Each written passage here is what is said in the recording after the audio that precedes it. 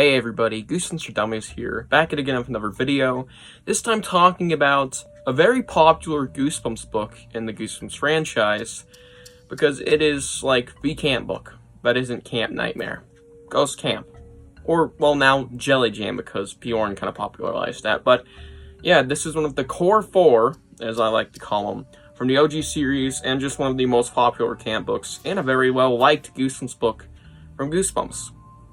Yeah, it also has a great cover art, great job Tim Jacobus, and very interesting plot. I don't really have a lot else to say, let's just get into it. No, for blurb. The joke's on them! Exclamation point. Harry and his brother Alex, that's me, are dying to fit in at Camp Spirit Moon. But the camp has so many weird traditions, like the goofy camp salute, the odd camp greeting, and the way the old campers will have to play jokes on the new campers. Then the jokes get really serious, really creepy, really scary. First a girl sticks her arm in a campfire, then a boy jams a pole through his foot. So they're just jokes, right? We're here for scared Goosebumps! Ah! Next book is How to Kill a Monster, which we're actually review decently soon. Yeah, before I get into anything at all, I just want to just clarify this. And I said this a couple times on the channel before, so you might be knowing what's coming. People give this book 10 out of 10s across the fucking board. 10 out of 10, 10 out of 10, maybe even a 9 out of 10, 9.5. Absolutely loved. This book is so fucking loved. And I have kind of no clue why it's so loved. What I'm getting at is I think it's a little overrated. Just a little, not by a lot. The score is a little close to that. But it's not a 10 out of 10, so let me just hint at that. Because there are some fucking problems with this book that people just do not fucking care about for some reason. So yeah, let's get into the things I do like, however. So where does the book truly shine? Well, let me just grab it here. Beautiful book. I think Ghost Camp shines when it's at its most frightening, and I just want to bring up the frightening shit in this book. And just in the back of the book, you can see that there's a scene where a kid jams a pole through his foot. Yes, it is not as gross as it seems, because there's no blood, but it is fucking pretty tense when that happens. It is, what the fuck? And they just shrug it off, too, which makes it even more creepy. There's sticking your hand in the fire. There's also a lot of ectoplasm around this camp, which is unknown what it's to be, but this is a spoiler review. This is ectoplasm, and there's just, like, puddles of what looks like fucking blue drool everywhere. Pretty creepy, because if you were able to guess what is ectoplasm, like I did, the second it showed up, kind of spoils what this book's about, but then again, you got the fucking title, which directly tells you what happens. Yeah. But there's also some pretty cool backstory to why the camp is a ghost camp, because everybody there is a fucking ghost. Big spoiler, holy shit, who would have guessed? I mean, it's a fucking Goosebumps book. And I like that. I really like all the horror stuff that happens, and the climax is actually really creepy too at times. I also think the characters, main characters, and the ghost characters are pretty decent. They're not outstanding, but they're good.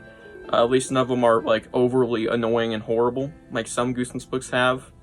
And yeah, I really like them. I think the concept of the book, where it's a fucking camp full of ghosts, with a few other things, like the ectoplasm and the backstory, are pretty good. I think they're executed well as well.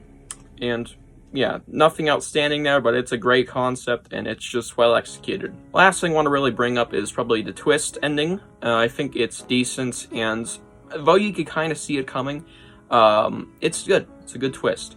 Overall, the book is just really good. Like, there's nothing overly terrible, I'll say. I don't think it's going to bring down the score by a lot, what I'm about to mention for downsides, but it does have issues, even if the book is really good. So I have a couple issues with this book. Starting off with the fact that the first 50 pages just really drag by for me. I think they're pretty darn slow, and it just bugs me a little bit. I think it could have been done in like 25 pages. But that's not the biggest of issues. I can see why people disagree. It's just like, not what happens. Really drags by. Besides that, big issue, here we go. Let's just start off, well, let's move on to my big fat issue with the book that nobody and their mama cares about for some reason.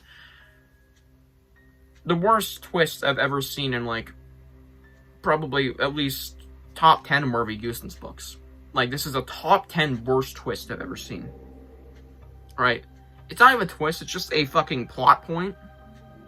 It's just so awful, it makes no sense. It's atrocious. God damn. It's worse than every fake out Goosebumps combined, it feels. Just saying, like, it's just so dumb. So, basically, these kids have heard about camp monsters. A monster in the woods that guards the woods, so people can't escape. And this monster may or may not show up. It is big, it is scary, and is very real, as described. Alright, they can feel the saliva as they go down its throat. They get swallowed, motherfuckers. Yeah, that happens. Guess what? Due to reasons, they should believe this thing is 100% real. Like, they really should. Because, you know, all this ghost stuff turned out to be real. The ectoplasm turned out to be ectoplasm turned out to be exoplasm. And all the creepy shenanigans going on were fucking ghosts. Everything so far has been turned out to be 100% true. Why believe this is any different? I'm just stating the obvious, y'all. Why? Why think this monster isn't real? I mean, it's a freaking Goosebumps book, y'all. Of course it's real. But no. The monster turns out to be an illusion. Wanna know how they figure this out? They just don't. They don't figure it out. They just know, apparently, because there's just fucking, I don't know, some neuron activator in their brain? I don't fucking know. Because they just, for absolutely no reason, figure out that this giant monster, as they're sliding down its throat, is 110% fucking fake. And guess what? The explanation, once again, there is no explanation. It makes zero sense. And it pisses me off so much that this plot point was even added in the book. Stine, it makes zero sense. Oh yeah, the monster's just not real. We have no idea why do we even assume that it's not real, because there's no giveaway or anything. It's just a giant freaking monster that's swallowing you. But they even describe the very real feeling as saliva drips on their skin. Oh, this is fucking gross.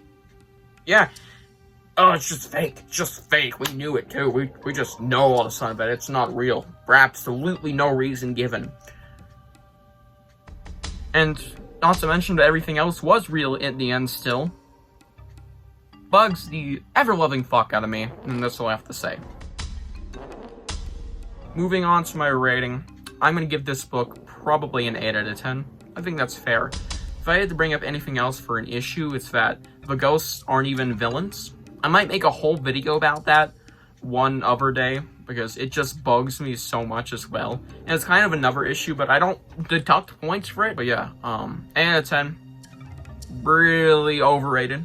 Really overrated. Definitely not a 10 out of 10 with that big-ass issue in the first 50 pages just dragging for me. I think this book is really good still at the end of the day, and I really liked a lot of the stuff that went down. I like the concept, I like all the ghost shenanigans, and I like the characters a great deal. It's just, some stuff bugged me. And that's it. I hope you guys enjoyed this book review. Tell me what you think of Ghost Camp below. I'll see you guys in the next one. Bye.